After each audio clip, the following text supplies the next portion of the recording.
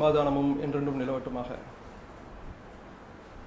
கடந்த வாரம் வெள்ளிக்கிழமை சென்னையை சேர்ந்த மென்பொறியாளர் சுவாதி என்பவர் ரயில் நிலையத்தில் காலை நேரத்திலே படுகொலை செய்யப்பட்டார். அந்த சம்பவம் அனைத்து மக்களுக்கும் மத்தியிலும் மிகப்பெரிய அளவிலான ஒரு கவலையை ஏற்படுத்தியது. இந்த நாட்டில் இருக்கக்கூடிய மக்களுக்கு என்ன ஒரு பாதுகாப்பு இருக்கிறது? கொலை சம்பவங்கள் எல்லாம் இரவு நேரங்களிலே மக்கள் நடமாட்டம் இல்லாத பொழுது நடந்து வரும் வேளையிலே, இப்பொழுது தமிழகத்தில் நடைபெறுகின்ற சம்பவங்கள் எல்லாம், படுகொலை சம்பவங்கள் எல்லாம், கொள்ளை சம்பவங்கள், இவை யாவும் பட்ட பகலிலே மக்கள் பார்க்கும் விதமாக துணிச்சலாக குற்றவாளிகள் ஈடுபடக்கூடிய ஒரு சூழல் ஏற்பட்டு இருப்பது எல்லா மக்களுக்குமே மிகப்பெரிய கவலையையும் அதிர்ச்சிகளையும் ஏற்படுத்தி இருந்தது. கடந்த வாரம் வெள்ளிக்கிழமை நடைபெற்ற அந்த சம்பவத்தில் குற்றவாளி ஒரு வாரமாகியும் பிடிபடவில்லை, மர்மமாகவே இருந்தது. காவல்துறை தனிப்படை அமைத்து துரிதமாக இதற்காக கூடுதல் ஆணையர் அவருடைய தலைமையிலே ஏராளமான தனிப்படைகள் அமைக்கப்பட்டு தேடுதல் வேட்டைகள் நடைபெற்று வந்தது. சிசிடிவி கேமரா மூலமாக குற்றவாளி யார் என்பதை தெளிவான புகைப்படம் இல்லாமல் உத்தேசமாக இன்னார் என்பது தெரிந்து கொள்ளக்கூடிய அளவில்தான் மர்மமான நிலையில் அந்த சம்பவம், குற்றவாளி பிடிபடாமல் அந்த நிகழ்வு நடந்து கொண்டிருந்தது. இது ஒரு வார காலமாக குற்றவாளி பிடிபடாத காரணத்தினால் அனைத்து ஊடகங்களாலும் மிகப்பெரிய அளவிலே அந்த செய்தி பேசப்பட்டும் வந்தது. இதற்கிடையில் இந்த குற்றவாளி பிடிபடாத இந்த தருணத்திலே, இந்த சம்பவத்தில் எப்படியெல்லாம் திசை திருப்பக்கூடிய வேலைகளை சங் பரிவார கூட்டங்கள் செய்தது என்று சொன்னால், இந்த கொலை குற்றவாளி என்பவன் முஸ்லீம், அவனுடைய பெயர் பிலால் மாலிக். காவல்துறை இன்னும் கண்டுபிடிக்கல.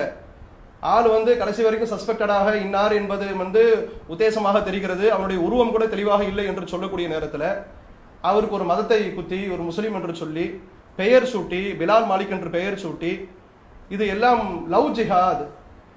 தொடர்ச்சியாக சங் பரிவார கூட்டங்கள், RSS, இந்து முன்னணி போன்ற இயக்கங்கள், பிஜேபி போன்ற கட்சிகள் தொடர்ச்சியாக இஸ்லாமிய சமூகத்தின் மீது சுமத்தக்கூடிய ஒரு பழி என்னவென்று சொன்னால் லவ் ஜிஹாத் நடைபெறுகிறது.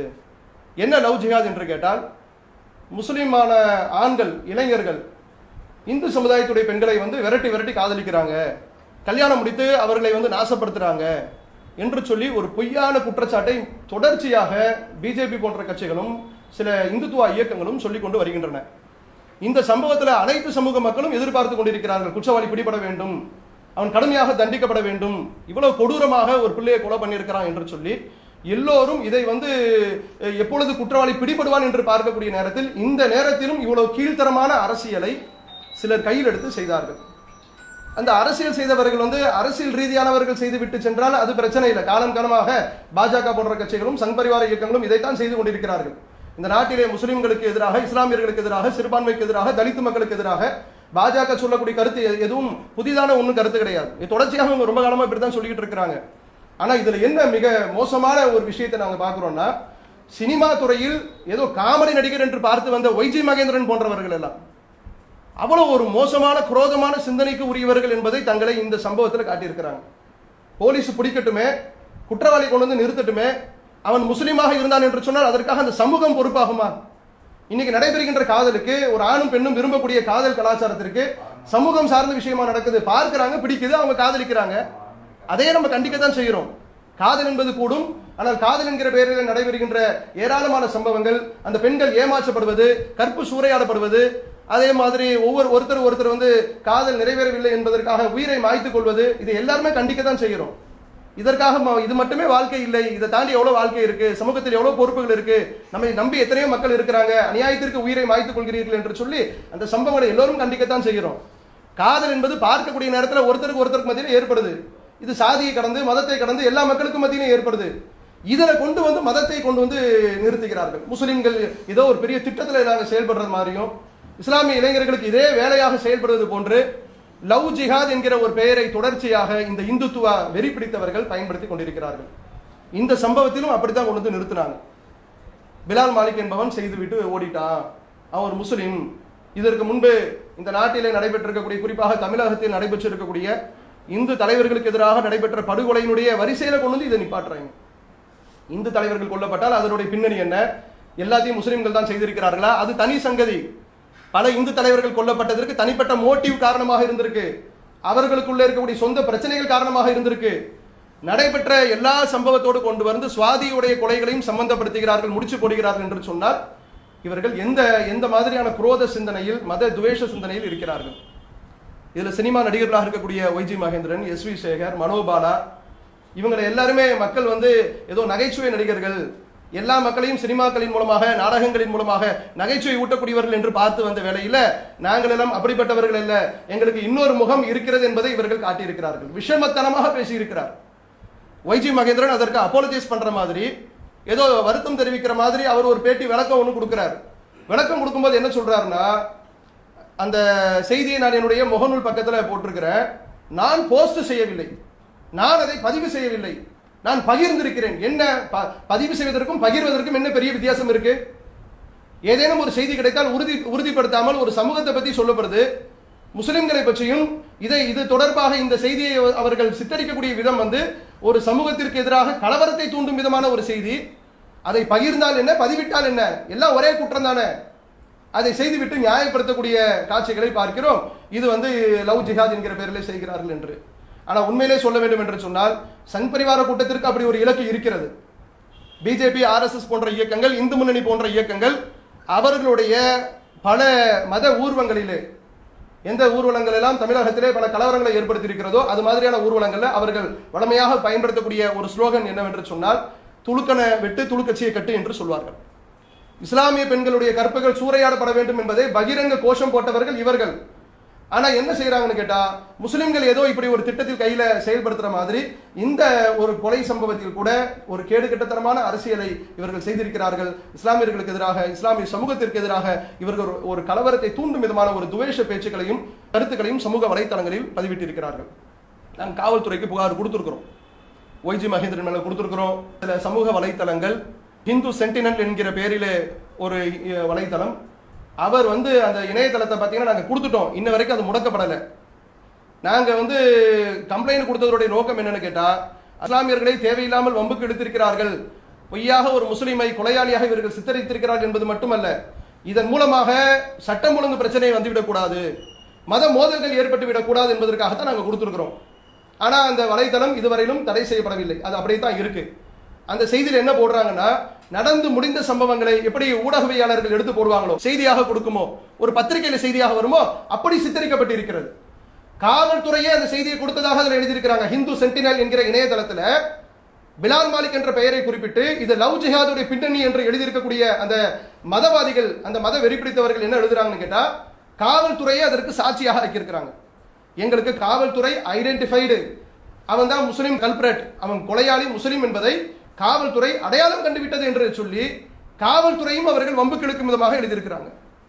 அப்போ உள்துறை அமைச்சகம் முதலமைச்சருடைய கையில் இருக்கு. இந்த சம்பவத்தில் காவல்துறையே ஒரு ரிப்போர்ட் கொடுக்கப்பட்ட மாதிரி ஒரு இணையதளம் புகார் கொடுக்குது. தமிழ்நாடு தௌஹீத் ஜமாத்தின் சார்பாக நாங்கள் முன்கூட்டியே தடுக்கும் விதமாக ஏதேனும் கலவரமோ மத மோதல்களோ அல்லது அது மாதிரியான ஒரு சூழலோ ஏற்பட்டு விடக்கூடாது என்பதற்காக புகார் கொடுக்கக்கூடிய வேளையிலே காவல்துறை நடவடிக்கை எடுக்கல. ஒய்ஜி மகேந்திரன் மேல கொடுத்த புகாருக்கு நடவடிக்கை எடுக்கப்படல, இணையதளத்திற்கு எதிராக கொடுக்கப்பட்ட புகாருக்கு நடவடிக்கை எடுக்கப்படல. இந்த நேரத்தில் நாங்கள் காவல்துறை பாராட்டி ஆக வேண்டும், இல்லைன்னு சொல்ல முடியாது. காவல்துறையுடைய நடவடிக்கை சரியான தடயங்கள் இல்லை, அடையாளம் இல்லை. கொலையாளி எந்த விதமான அடையாளங்களும் இல்லாமல், தடயங்களும் இல்லாமல் அந்த காரியத்தை செஞ்சுட்டு போயிட்டான். சாட்சியையும் யாரும் மக்கள் பெரிய அளவுக்கு முன் வந்து சொல்லல. உயிர் பயமா என்ன பயம் என்று தெரியல. இந்த சம்பவத்தை எல்லாம் வந்து ஒரு தெளிவற்ற ஒரு சூழல்ல ஒரு வார கால இடைவெளியில காவல்துறை அதிகாரிகள் ரொம்ப துல்லியமாக சம்பந்தப்பட்ட நபரை முஸ்லிம்கள் தான் செய்தார்கள் என்று சொல்லி இஸ்லாமியர்கள் மீது அநியாயமான ஒரு பழி விடக்கூடிய நேரத்தில் ராம்குமார் செய்தார் என்று சொல்லி மீனாட்சிபுரத்தில், திருநெல்வேலி மாவட்டத்தில் ஆளை பிடிச்சிருக்காங்க, ஆளை கைது செய்திருக்கிறார்கள். இந்த நேரத்தில் நாங்கள் காவல்துறை பாராட்டுகிறோம். அதே வேளையில் ஏன் இது மாதிரியான மத துவேஷத்தை பரப்பக்கூடியவர்கள் மீது நடவடிக்கை எடுக்க மாட்டேன்றீங்க? எத்தனை சம்பவங்கள் தமிழகத்தில், எத்தனை சம்பவங்கள், பெரிய பெரிய கலவரங்கள் நடைபெற்றதற்கு இந்திய அளவில் நீங்கள் எடுத்துக்கொள்ளுங்கள். பெரிய அளவுக்கு நடைபெற்ற கலவரங்களுக்கு பின்னணியிலே இருப்பது ஒய்ஜி மகேந்திரன் போன்ற ஆட்கள், எஸ்.வி. சேகர் போன்ற ஆட்கள், மனோபாலா போன்ற ஆட்கள், பாஜக இருக்கக்கூடிய ஹெச் ராஜா போன்ற ஆட்கள், கல்யாணராமன் போன்ற ஆட்கள், இந்த ஹிந்து சென்டினல் போன்ற இணையதளத்தை நடத்துகிறார்களே அது போன்ற ஆட்கள். இவர்கள் பரப்பக்கூடிய செய்தி மக்களுக்கு மத்தியிலே, ஒரு சாராருக்கு மத்தியிலே ஏற்படுத்தக்கூடிய கோபமும் வெறித்தனமும் கலவரத்தில் கொண்டு வந்து முடியுது. மத ரீதியாக அவர்களை தூண்டக்கூடிய நேரத்திலே அவர்கள் கட்டுப்பாடு இழக்கிறாங்க. கொடுத்திருக்கக்கூடிய புகாருக்கு ஒய்ஜி மகேந்திரன் கைது செய்யப்பட்டிருக்கணும். என்ன விளக்கம் கொடுத்துட்டு இருக்கிற? பதிவிடவில்லை, பகிர்ந்திருக்கிறேன். சரி, பகிர்ந்த செய்தியாவது நான் அவசரப்பட்டு பண்ணிட்டேன், சரியாக அந்த டெக்ஸ்டை படிக்கல அப்படின்னா சொல்லியிருக்கிறாரு, வருத்தமா தெரிவிச்சிருக்கிறாரு. அதில் சொல்லப்பட்டிருக்கக்கூடிய உட்கருத்துக்களை நான் ஆமோதிக்கிறேன்னு சொல்றார். ஒரு முஸ்லிம் தான் வெட்டினான், கொலை செய்தான் என்று சொல்லி காவல்துறைக்கு மிஞ்சி இவர் அவருடைய பதிவுல சொல்றார். அது எனக்கு, நான் அந்த கருத்துல நான் உடன்படுறேன், தூக்க மாட்டேன், அப்படிதான் வச்சிருப்பேன் என்று சொல்லுகிறார். அப்ப காவல்துறை செய்திருக்கக்கூடிய ஒரு காரியம், குற்றவாளியை கரெக்டாக பிடிச்சிருக்கிறீங்க, அது பாராட்டக்கூடிய விஷயம் என்று சொன்னாலும், இது மாதிரி மத மோதலை ஏற்படுத்தும் விதமாக இஸ்லாமிய சமூகத்திற்கு எதிராக லவ் ஜிஹாத் என்கிற பெயரிலே தொடர்ந்து இவர்கள் சுமத்தக்கூடிய ஒரு பழி, அந்த பழிக்கு ஒரு முற்றுப்புள்ளி வைக்கும் விதமாக இந்த சுவாதியுடைய கொலை சம்பவம் இதுவே இறுதியாக இருக்கட்டும். சம்பந்தப்பட்டவர்கள் மீது காவல்துறை நடவடிக்கை எடுக்க வேண்டும் என்று சொல்லி நாங்கள் புகார் கொடுத்திருக்கிறோம். அந்த புகாரின் மீது நடவடிக்கை எடுப்பார்கள் நாங்கள் நம்புகிறோம். இனியும் இது மாதிரியான சம்பவங்கள் மக்களுக்கு மத்தியிலே பொய்யாக இது மாதிரி பரப்பக்கூடியவர்கள் மீது கடுமையாக சட்டம் பாயும் என்பதை படிப்பினையாக புரியும் விதமாக நடவடிக்கை இருக்கும் என்று நாங்கள் நம்புகிறோம். அதே நேரத்தில் இன்னொன்று சொல்லிக்கிறோம், இது மாதிரி ஒரு சம்பவம் 6:30 மணி அளவுல அந்த பெண் எந்த ஒரு தன்னுடைய மரணத்தை சற்றும் சிந்தித்திருக்க மாட்டால், கொடூரமான முறையில் கொலை செய்யப்பட்டிருக்கிறார். உண்மையிலேயே அந்த இடத்தில் முஸ்லிம் சமுதாய மக்கள் இருந்திருப்பார்களே, ஆனால் எங்க சமூகம் எங்களுக்கு கற்று தந்திருக்கக்கூடிய பாடம் என்னவென்று சொன்னால், நின்றுட்டு செல்ஃபி எடுக்கிறதையோ படம் பிடிப்பதையோ இது ஒரு காரியமாக எங்களுக்கு சொல்லித்தரப்படலை. ஒரு அக்கிரமம் நடைபெறுகிற பொழுது அதை தடுக்கக்கூடியவர்களாக இஸ்லாமியர்கள் இருப்பார்கள். வெள்ள நிவாரண பணி எடுத்துட்டீங்கன்னா, நாங்கள் களத்தில் நின்று உயிர் கொடுத்து நாங்கள் பாடுபட்டோம். அரசாங்கம் இறங்கல, துணை ராணுவம் இறங்கல, முதலில் நாங்கள் இறங்கணும். எங்கெங்க கடுமையான பாதிப்பு இருக்கிறதோ அங்கெல்லாம் மக்களை காப்பாற்றக்கூடிய பணியில் நாங்கள் இறங்கினோம். எங்களுக்கு இஸ்லாம் என்ன சொல்றதுன்னு கேட்டா, இது மாதிரி பிற சமூக மக்களுடைய பெண்களை காதலி அவங்களை நாசப்படுத்து இது எங்களுக்கு போதிக்கப்படவே இல்லை. அநியாயமாக மீண்டும் மீண்டும் எங்கள் மீது பழி சுமத்தப்படுகிறது. உண்மையிலே சுவாதி சம்பவத்தின் பொழுது நாங்களோ தௌஹீத் ஜமாத்தை சேர்ந்த ஒரு 4 பேர் இருந்திருப்பார்களே, ஆனால் தன் உயிரை கொடுத்து அந்த பெண்ணை காப்பாற்றி இருப்பார்கள் என்று சொல்லலாம். அல்லது கொலை செய்தவனுக்கு அங்கே ஒரு முற்றுப்புள்ளி வைத்திருப்பார்கள், அதை சொல்லலாம். இப்படி ஒரு கேடுகட்டத்தனமான காரியத்தை ஒரு இஸ்லாமியன் செய்ய மாட்டான். உண்மையான ஒரு முஸ்லீம் சமூகம் செய்யாது. மீண்டும் மீண்டும் பழி சுமத்தக்கூடியவர்களுக்கு அனைத்து சமூக மக்களும் கண்டனத்தை பதிவு செய்ய வேண்டும் என கேட்டுக்கொள்கிறேன்.